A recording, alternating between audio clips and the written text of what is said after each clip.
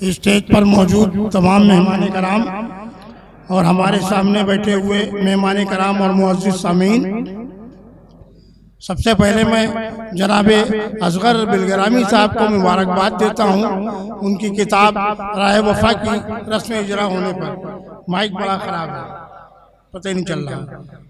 اصغر صاحب پر میں نے مقالات ضرور لکھا ہے، لیکن اس کو میں بہت کم وقت میں سمیٹ دیتا ہوں تاکہ آپ حضرات کے لیے مشاعرے میں تاخیر نہ ہو اور آپ اپنے ذوق کی تسکین فرمائیں۔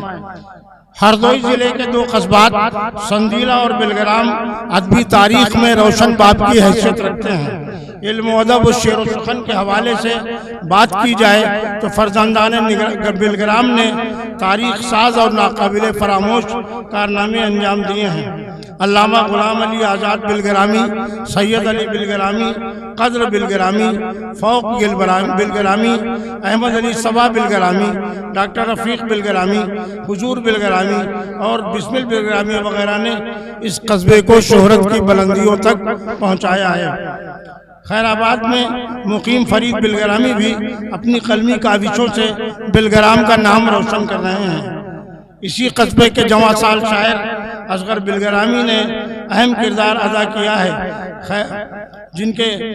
اصغر بلگرامی جن کے کمزور کاندھوں پر اب بلگرام کی عزت و ناموس کی ذمہ داری ہے، اور وہ یہ ذمہ داری مشاعروں میں بلگرام کی نمائندگی کر کے بحسن خوبی انجام دے رہے ہیں۔ اصغر بلگرامی کی کتاب راہ وفا کا آغاز حمد و نعت کے بعد 101 غزلیں، چند قطعات اور آخر میں ایک نظم گزشتہ بلگرام شامل ہے۔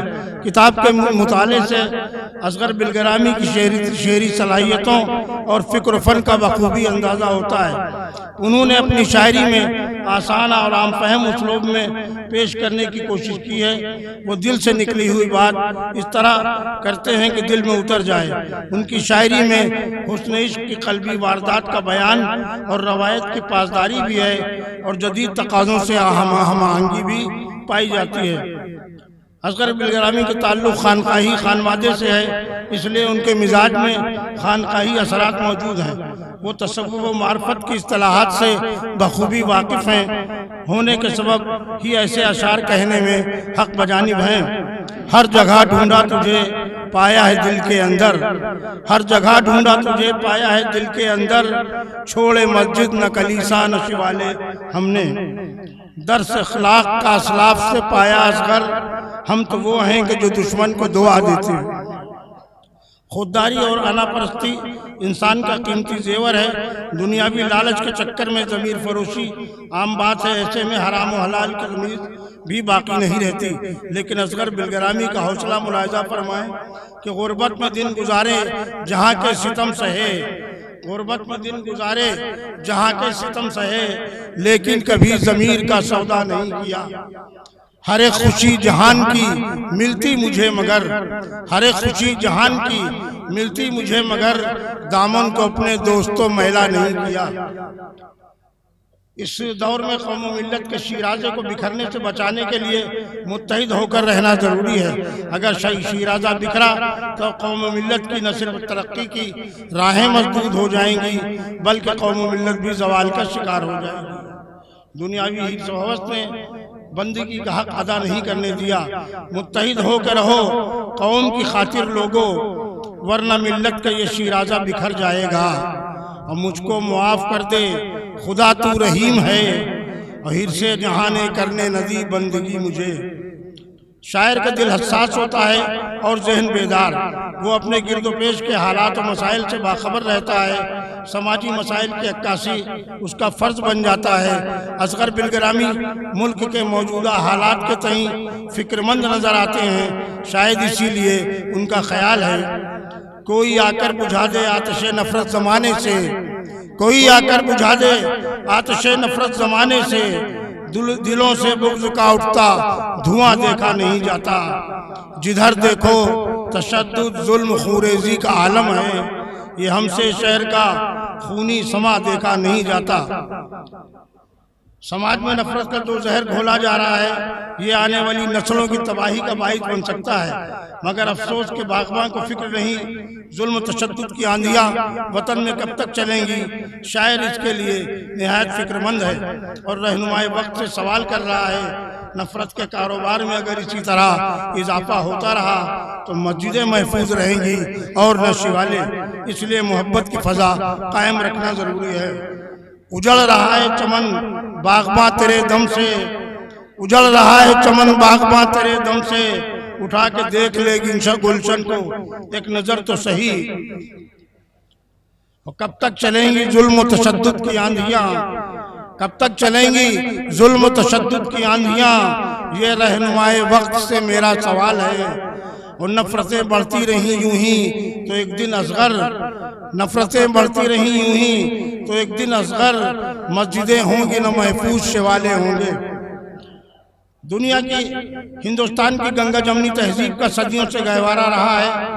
یہاں ہندو مسلم سکھ عیسائی سب مل جل کر صدیوں سے آباد ہیں، سب آپس میں بھائی بھائی ہیں، یہی ہندوستانی گلدستے کی خوبصورتی ہے، مگر چند شرپسند عناصر اس کو پارا پارا کرنا چاہتے ہیں۔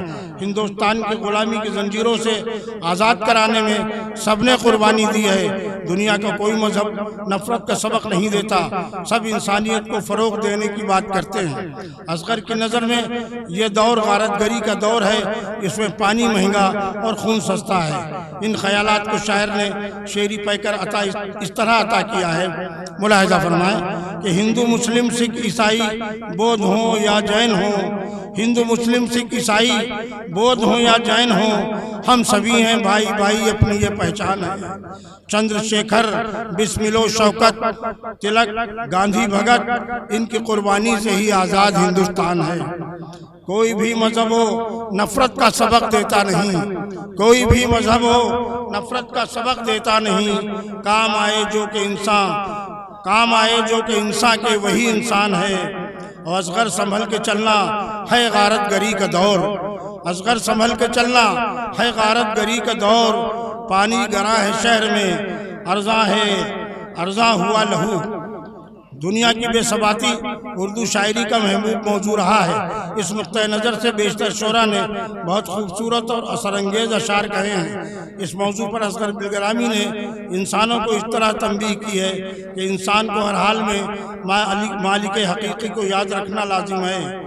یہ جسم بھی فانی ہے جہاں بھی ہے یہ فانی ہے، یہ جسم بھی فانی ہے جہاں بھی ہے یہ فانی، بندے کو یہ لازم ہے کہ رکھے وہ خدا یاد۔ فانی دنیا پہ اصغر بھروسہ نہ کر، کوئی بھی شے یہاں جاویدانی نہیں۔ اور بہت سے اشعار میں ان کو چھوڑ کے آخر میں نتیجے پہ آتا ہوں، اس لیے کہ مشاعرے میں تاخیر ہو رہی ہے، آپ حضرات مشاعرہ سننے کے لیے بےتاب ہیں۔ مجموعی طور پر کہا جا سکتا ہے کہ اصغر بلگرامی کا شب قلم رواں دواں ہے، ان سے مستقبل میں بہت سی امیدیں وابستہ کی جا سکتی ہیں۔ اگر اسی طرح ان کا ادبی سفر جاری رہا تو جلد ہی ادبی حلقوں میں وہ اپنی شناخت قائم کرنے میں کامیاب ہوں گے۔ بہت بہت شکریہ۔